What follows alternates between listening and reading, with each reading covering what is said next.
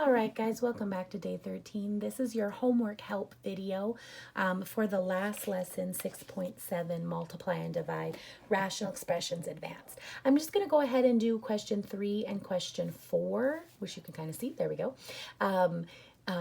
Just because to make the video a little bit smaller, the last one was quite long. So let's go ahead and go over a multiply. Remember, the only difference with division is you have to do that keep, flip, change, keep the first rational, flip the second fractional, and change the division to multiplication. And then it just becomes a problem like this. So that's the only thing. All right, so let's go ahead and start. I was looking at that first numerator there and I was thinking, oh man, I'm going to have to do factoring by grouping. And then I started looking at it a little closer and I noticed that no, I could take the 3, the smallest coefficient, and I can divide it into 33, that's 11, and I can divide it into 9, that's 3. And then I noticed they all had a y to give. This one has 4, this one has 2, this one has 1. So I can go ahead and just factor out a GCF. I'm going to factor out 3y from the first numerator. 9 divided by 3 gives me 3, and the y's would cancel each other out. 33 divided by 3 is 11, just like I said. 2 y's and 1 y would cancel to 1 y. Minus 3 divided by 3 would be 1. And 4 y's on the top with 1 on the bottom would give me y to the third. Now, because it went to y to the third, that is as factored as I can get it. I cannot do my t-chart because half of 3 is 1.5, not 1. So I'm done factoring the numerator. What I noticed in the denominator is that 100 is a perfect square, it's 10 times 10, and 49 is a perfect square, it's 7 times 7. So sometimes in these advanced ones, they're trying to get you to recognize that you have a perfect square binomial, and you can factor that as this. 100 is 10 times 10. To get that middle term of y to cancel, you're going to need 1 minus and 1 plus. And no, yeah, you can switch it, a plus and a minus, it doesn't matter. And then you're going to put the 7 with the y, 7 with the y, because 7 times 7 is 49, y times y is y squared. So there we go, that one's factored. Looking at the second expression, the top is just a simple quadratic. So I'm going to go ahead and use my t-chart. I tried to divide by 7, and the bottom is, it looks like it's a quadratic, but it's missing the c term, the constant c term. So it's just a GCF on the last denominator. So let's go ahead and do the next numerator with our t-chart.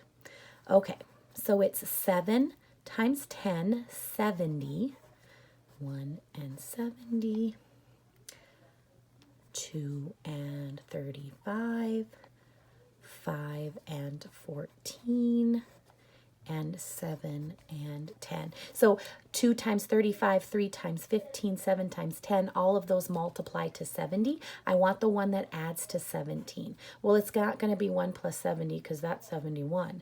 It's this one. 7 plus 10 is 17. And remember, no, it's not always the last one. Now remember, this is the one where we had to do the slide divide, that keep change, or no, not the keep change flip, that's for division. This is the one where we had to do the bottoms up. So yes, it is x plus 7, but I'm also dividing by the a term of 7. 7 divided by 7 is 1, so I'm actually going to put down here x plus 1.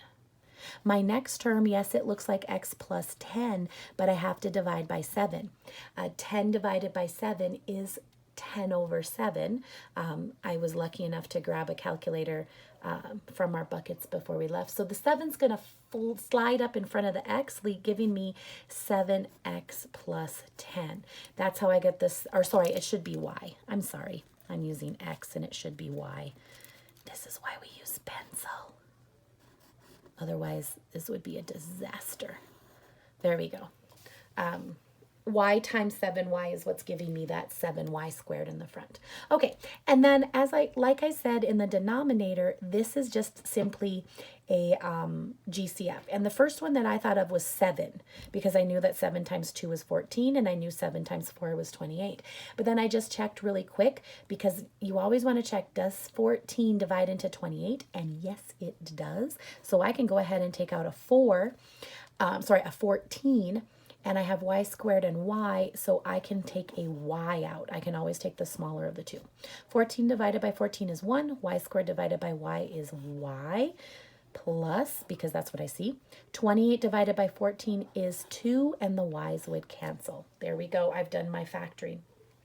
Now I'm going to go ahead and do my multiplying. And remember, when we multiply, it really just means we're bringing any constant terms like this to the front. And we're just making one big numerator, one big denominator. That's all it means. Oops, sorry. There's got to be a better way.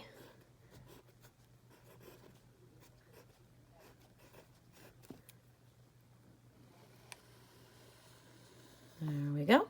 Now, what I want to do in the denominator is I want to take this 14y and I want to move it to the front. But I'm even going to maybe try to think of it as 2 times 7y, because that might be helpful. It might not. I don't know. But then I can go ahead.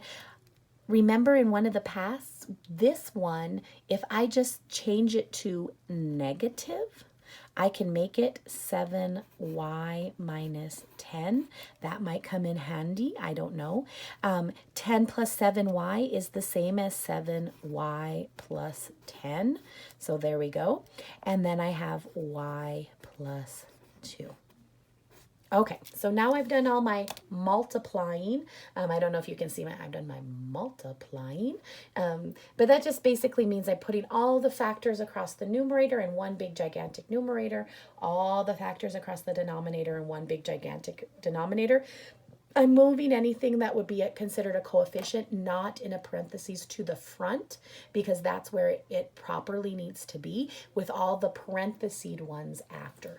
Okay, so the first thing I notice is that this y is going to take this y out. They're going to cancel. This one right here is not factorable, so it's going to have to stay. Y plus 1. I don't have a y plus 1 on the bottom, but I do have a 7y plus 10 and a 7y plus 10. So I guess I didn't need to flip that one, but it's okay to flip it and make it negative as well. There's my answer. So here's my answer. I guess I could put equals, but this is what I'm going to put in the box. 3 minus 11y minus y cubed times y plus 1.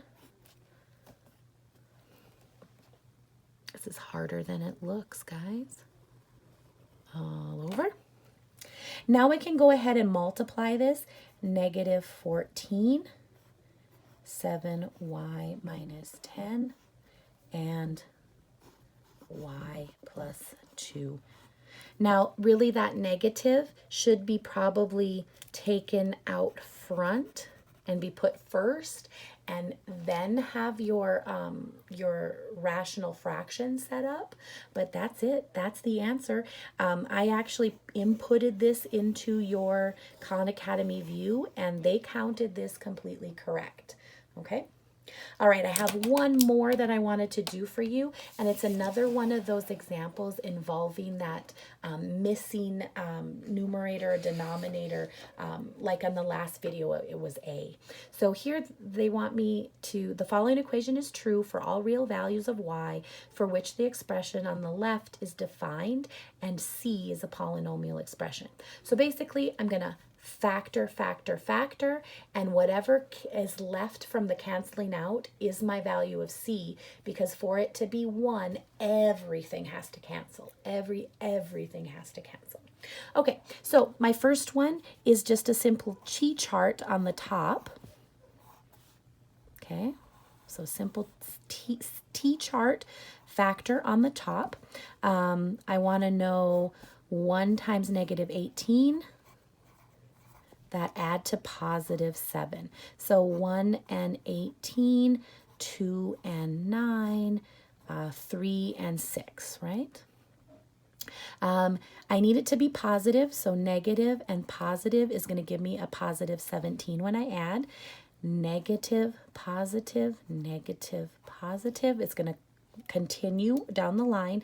There's my 7 right there. There's my 7 right there. So y minus 2, y plus 9 times. Now, if you guys get really good at this, what you actually could do is maybe get rid of the times and just extend out your your division bar and keep your numerator going. There's nothing here, so I'm just going to say 2 times 7 times y times y. I'm just going to take it and break it apart into its components. That's just so that if it has to be done like that, I can do it. Now, the bottom is not a t-chart because it's missing that constant that the first denominator, or the first numerator had. So what I'm going to do here is a GCF. 7 is smaller than 14. Does it divide into 14? Yes, it does. So 7's going to come out. And they both have a y to give me. 7 divided by 7 is 1. Y squared divided by y will give me y. Minus 14 divided by 7, 2. And the y's will cancel. All right, I'm going to go ahead and do my multiplying, which means I'm just going to take all this stuff and move it to the front. So 2 times 7 times y times y. Then I'm going to go ahead and put my 2 parentheses factors that are in the numerator in the tops. Not completely necessary, but it does help a bit. I left the C. I could have moved it to the back. I guess I'm just kind of thinking of it like it's a coefficient, like it's a constant. So there we go. I've done my multiplying, and I'm just looking to see what I can cancel. 7 and 7 cancel out. A 1y and a second y cancel out. And then this y squared, or y minus 2, is going to get rid of this y minus 2. So what do I have left? I have 2y and y plus 9 on the top, and I have c on the bottom. If that's going to equal 1, then c needs to be 2y times y plus 9. It has to be. There's no other way that I could get 1 unless both the numerator and the denominator are exactly the same, because when I divide 2 by 2, I get 1. When I divide y by y, I get 1. When I divide y plus 9 by y plus 9, I get 1. So there's my answer, and I'm done. I will be available, guys, if you need any help. The best way to do it is remind or an email, or you could message me through Schoology because that sends to my email as well. I hope to see you on Thursday for the class meeting. Bye-bye.